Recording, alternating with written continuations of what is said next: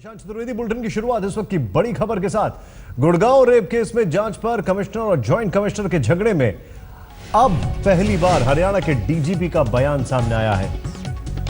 DGP ने कहा है कि दोनों की शिकायत उन्हें मिल चुकी है और वो दोनों की शिकायतों की जांच करेंगे और कानून के तहत पूरे मामले में फैसला लिया जाएगा। आपको बता दें कि एक रेप केस की जांच को लेकर गुड़गांव की जॉइंट कमिश्नर ने अपने ही कमिश्नर पर आरोप लगाया कि वो रेप का आरोप लगाने वाली महिला से संबंध रखते हैं और इसलिए उसका बचाव कर रहे हैं।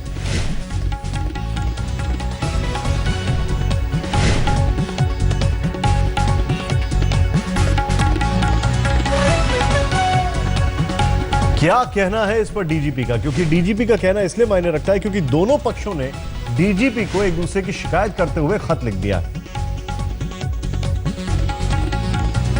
उन दोनों को मैं एग्जामिन करके जो भी इसमें ठीक कार्रवाई होगी, जो केस की इन्वेस्टिगेशन के बारे में भी जो ठीक होगा वो हम इंश्योर करेंगे और मैटर अंडर कंसिडरेशन है, उस पर उचित निर्णय समय पर ले लिया जाएगा। इस पूरे मामले में एक गौर करने वाली बात यह है कि जो अपॉइंटमेंट हुआ है भारती का, वो अपॉइंटमेंट डीजीपी की तरफ से हुआ है। इस विवाद पर आज तक ने जॉइंट कमिश्नर भारती अरोड़ा और रेप आरोप लगाने वाली लड़की दोनों से बातचीत की। दोनों एक दूसरे के ऊपर कई आरोप मढ़ रही हैं। आइए देखें। अब तक 3 केसेस रजिस्टर करवा चुकी है। इसका मोडस ऑपरेंडी ये है कि ये पुलिस के साथ मिली भगत करके रेप के मुकदमे दर्ज करवाती है, फिर मोटा अमाउंट लेके सेटलमेंट करती है। सबसे पहला इसने मुकदमा दर्ज कराया अपने पहले पति और अपने देवर के खिलाफ, जिसमें इसने 354 का एलिगेशंस लगाए, बहुत सारे और एलिगेशंस लगाए और ये रिकॉर्ड की बात है कि 40 लाख रुपए लेके इसने वहाँ पे सेटलमेंट करी। मेरे घर सुबह 9 बजे 8 तारीख को उन्होंने 5 पुलिस ऑफिसर्स भेजे ये बोल करके कि आप हमारी स्टेटमेंट दीजिए और मेरे ऑफिस में आइए। उसमें से एक ऑफिसर थोड़ी देर के बाद वापस आता है मेरे पास और मुझे बोलता है ये मेरा नंबर है और मैं भारती अरोड़ा से आपका मैटर सेटल करा सकता हूँ। बाद में पता चला कि वो एक ऑफिसर ना तो वो पुलिस का कर्मी था, वो एक आरएसओ था जो एक कैमरा लगा के मेरे घर में आया था सुबह 9 बजे जब मैं नाइट सूट में थी। क्यों आया था? भारती अरोड़ा इस तरीके की हरकतें क्यों कर रही है? इस लड़की ने एक हाईकोर्ट में एप्लीकेशन दी कि मुझे धमकी भरी ईमेल आई है, जो कि जो रेप का अक्यूज्ड है उसके दोस्त ने मुझे धमकी भरी ईमेल दी है। ये ईमेल जब जांच हुई तो पता लगा कि ये ईमेल और कहीं से नहीं, जो जांच पुलिस का जो अधिकारी जांच कर रहा था उसके लैपटॉप से ये ईमेल जनरेट हुई है। तो आप खुद समझ लीजिए कि किस तरीके से मिली भगत है। जो पुलिस का अधिकारी जांच कर रहा है उसके लैपटॉप से ईमेल आ रही है किसी और के नाम पे, इस ईमेल आईडी को, इस ईमेल को हैक करने के बाद। भारती अरोड़ा ने अपने पूरा जोर अपनी पूरी पावर से लगा करके मेरे विटनेसेस जो जाने वाले थे, जो मुझे साबित करने वाले थे सब कुछ सच्चाई कोर्ट में, उन्होंने उनको बुला के 5 पुलिस ऑफिसर्स बुला के उन्होंने जाकर के उनको धमकाया। मेरे एक विटनेस को उन्होंने यहाँ तक कहा कि अगर आप अपना केस वापस ले लेंगे तो मैं अजय से आपके पैसे आपको दिला दूंगी। उसने इमीडिएटली जाकर के सीपी ऑफिस में ये रिटन कंप्लेंट दी। कमिश्नर का इनके साथ ही has intimate relationship with her. This is the email that he has written to her. ये ईमेल इन्होंने ज्योत्सना भारत, जो विक्टिम है, सो कॉल्ड विक्टिम, उसको इन्होंने ये ईमेल करी है। ये मेल इस लड़की ने अपनी एक, जो उसको अपना विटनेस कहती है, नितिका गुप्ता, ये उसने फॉरवर्ड कर दी निकिता गुप्ता को, ये कहते हुए, ये दिखाने के लिए कि सीपी मेरा बहुत क्लोज है। ये बात नितिका गुप्ता खुद कहती है, ये शी सेज कि सीपी मेरा बहुत क्लोज है, जो मैं कहूंगी वो वही कहेगा। इसके अलावा भारती अरोड़ा ने जितनी शिद्दत से ये उनका साथ दिया, ये मुझे नहीं मालूम कि क्यों दिया। हाँ, शायद उनकी जो अजय की सिस्टर चंचल है वो उनको अच्छे से जानती थी। Mister Virk pressurised me that I should not inquire into this and he wrote a letter to the DGP Haryana that Bharti Arora should not inquire into this. और इन्होंने डीजीपी साहब ने इंक्वायरी चेंज नहीं करी है, प्लीज गेट दिस राइट। इन्होंने बहुत कोशिश करी कि इंक्वायरी मेरे से हट जाए, लेकिन डीजीपी ऑफिस ने ये इंक्वायरी मेरे से नहीं हटाई। ये this inquiry is still with me. उन्होंने अपने करियर को बचाने के लिए अब मिस्टर विर्क के ऊपर ये इल्जाम लगाया क्योंकि उनके पास कोई रास्ता नहीं था।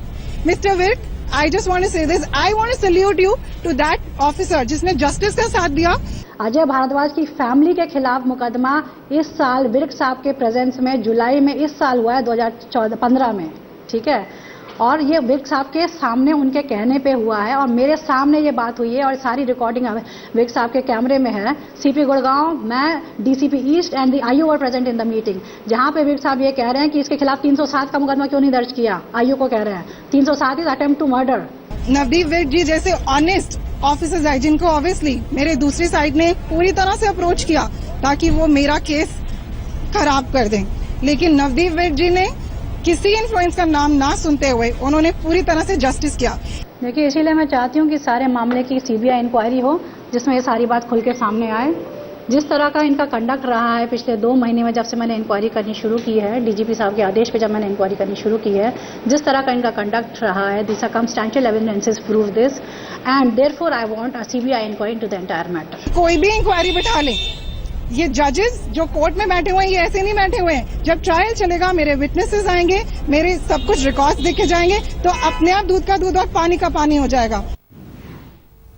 इस पूरे मामले में एक सवाल खड़ा ये होता है कि जो आरोप लगाए जा रहे हैं या जैसे भी आरोप लगाए जा रहे हैं, ये पूरा मामला मीडिया में किसकी तरफ से लीक हुआ? थोड़ी देर पहले पुलिस कमिश्नर नवदीप सिंह विर्क ने इस मामले में सफाई दी। उनसे बातचीत की हमारे संवाददाता हिमांशु कुमार मिश्रा ने। इस वक्त हमारे साथ बात करने के लिए गुड़गांव के कमिश्नर मौजूद हैं। सर, ये जो आरोप लगाए गए हैं आपके ऊपर लगा रही है कि आप एक रेप एक्यूज की हेल्प कर रहे हैं, सर आप क्या कहते हैं? They are false allegations, and I think it's not in the right spirit to do all this. It's an official matter. Our headquarters is seized of the issue, and they will take our right decision. Sir, किन आधार पे वो आपके ऊपर ये allegation लगा रही हैं? आपको अभी तक आप उन्हीं से पूछ लीजिए। उनका कहना है कि लगातार पहले ही दिन से जो एलिगेशन से जब उनकी जांच हुई तो कोई सबूत नहीं मिले, लेकिन आपकी तरफ से दबाव बनाया गया। ये गलत बात है और उनके खिलाफ मैंने डिटेल्ड 11 पेज की रिपोर्ट डीजी हरियाणा को भेज रखी है, उस पर एक्शन किया जा रहा है। Thank you. इस बीच पहली बार पूरे मामले में रेप के आरोपी अजय भारद्वाज से बातचीत की हमारे संवाददाता चिराग गोठी ने। गुड़गांव में पुलिस कमिश्नर और ज्वाइंट कमिश्नर आमने सामने आ गए हैं। दरअसल वाकया जो है पिछले साल का है, जब एक बलात्कार के मामले की जांच ज्वाइंट कमिश्नर कर रहे थे। ज्वाइंट कमिश्नर का आरोप है कि कमिश्नर इस जांच को प्रभावित कर रहे हैं। हमारे साथ बलात्कार के आरोपी मौजूद हैं। आप अपना नाम बताइए। अजय भारद्वाज। अजय जी, ये बताइए कि क्या मामला था और कब से मामला दर्ज है, क्या इन्वेस्टिगेशन चल रही है? सर, ये मामला तो 26 जुलाई 2014 को इसने मुझ पर करवाया था, जिसमें इसने पुलिस में ये कह के मेरे पर याद है कि मैंने इससे शादी नहीं करी और हमारा लिव इन रिलेशनशिप था और इसलिए मेरे पर बलात्कार का इन्होंने आरोप लगा दिया। कहानी ये थी कि ये मुझसे पैसे मांग रही थी, मेरी प्रॉपर्टी अपने नाम पर रजिस्टर करवाना चाहती थी। वो मैंने नहीं करी, ना उसके एवज में मुझ पर इन्होंने रेप का केस डाल दिया। इसमें सर आपकी कोई गिरफ्तारी कुछ हुई? हाँ जी सर, मुझे पुलिस ने गिरफ्तार किया, लेकिन 6 ही दिन में न्यायालय ने, कोर्ट ने मुझे बेल दे दी। जैसे ही मेरी बेल हुई, इनको ठीक नहीं लगा तो पुलिस के साथ मिल के इन्होंने मेरे रेप केस में कोई इन्वेस्टिगेशन नहीं की, इन्होंने कुछ ठीक से नहीं किया, मेरे को अरेस्ट करके सीधा जेल डाल दिया गया। जब न्यायालय ने मेरे को बेल दे दी गई, उसके 5-7 दिन के अंदर ही इन्होंने मेरे पे एक और झूठा मुकदमा पुलिस ने दर्ज कराया। ये सारा का सारा क्या मुकदमा था जो दर्ज कराया? मुझ पे कोर्ट के बाहर, मैं कोर्ट में गया था, कोर्ट के बाहर निकलते कि 323, 506 का कि मारपीट करी मैंने, ये करी, जबकि मैं उस दिन से मिला भी नहीं था। बताइए, बलात्कार की केस की जांच जो है वो भारती अरोड़ा